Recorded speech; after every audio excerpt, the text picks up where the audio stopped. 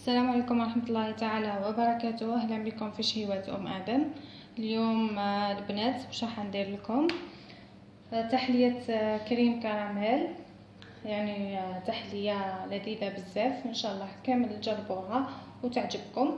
أول حاجة راح نشوفوا المقادير. عندي هنا نصف لتر حليب، كذلك هنا عندي 4 مغارف سكر معمرين ولا 3 مغارف، كل واحد كيفاه يحب الحلاوه.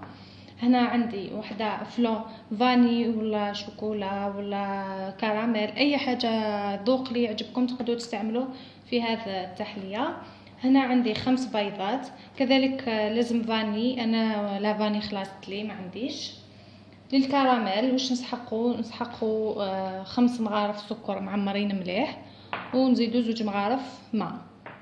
اول حاجه راح نديروها اننا نفرغوا 5 مغارف معمرين تاع السكر في طاوه، هاي لكم، ونضيفوا لها 2 ملاعق ماء.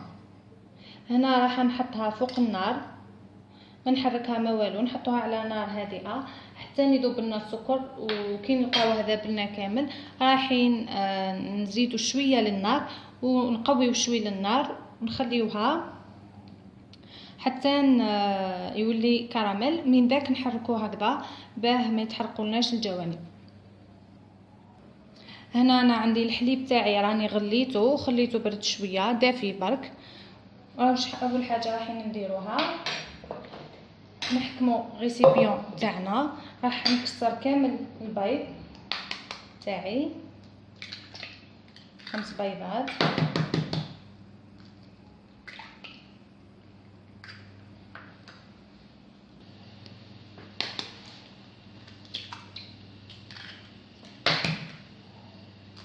هنا نكسر البيض تاعي كامل،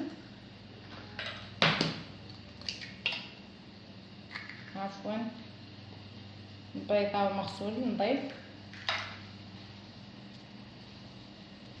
رايحه نحط له 3 مغارف ولا 4 تاع السكر، كل واحد واش يحب الحلاوه.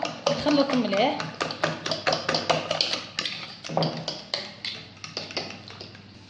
بعد ما خلطت مليح السكر والبيض راح نضيف له فلون اي ذوق. هاوليكم فلون نواره، حطوا له وحده.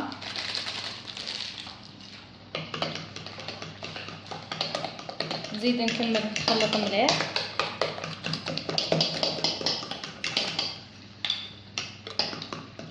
هنا نبدا نضيف الحليب تاعي اللي قلت لكم راهو دافي، غليته. بسم الله. واذا كان الحليب تاعكم سخون بزاف لازم تخدموه وتحركوا باش ما يطيبلكمش البيض تاعكم.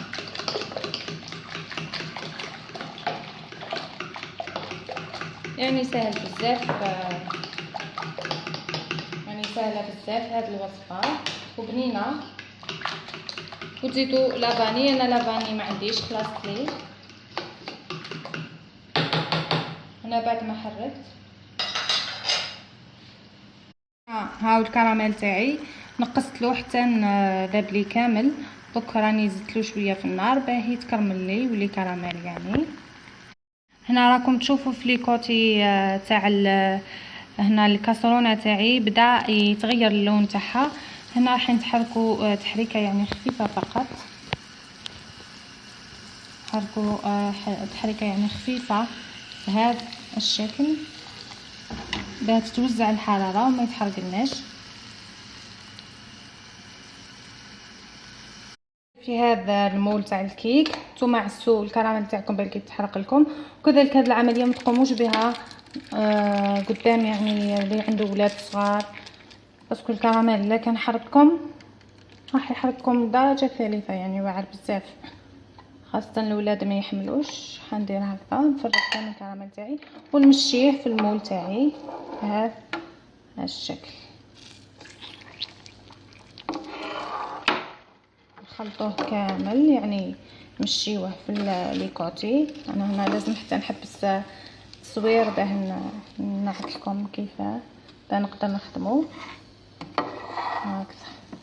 تمشيوه كامل وتفرغوا عليه الخليط. هنا بعد ما مشيت كامل الكراميل تاعي درتو هنا يعني في المول، رايحه نصفي الخليط تاعي. هاوليكم حنصفيه داكش ما بقى والله يعني ديجا بقالي ما حركتوش مليح يعني. نورمالمون نخلطو مليح. بسم الله.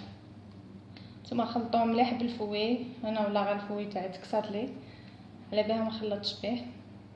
ها هم على قلت لكم لازم تخلطوه مليح. هنا واش راح ندير، راح نطيبوه في البان ماغي. هنا راني درت الماء في المول فوق النار، يعني انا مش راح نطيبوه في الفرن، راح نطيبوه في النار. راح ندير له هكذا فوطه داخل باه الماء هذاك ما يطلع لناش هكذا. هنا بعد ما يبدا يسخن الماء يعني يبدا يغلي لكم الماء، انا هنا مازال راه سخون برك.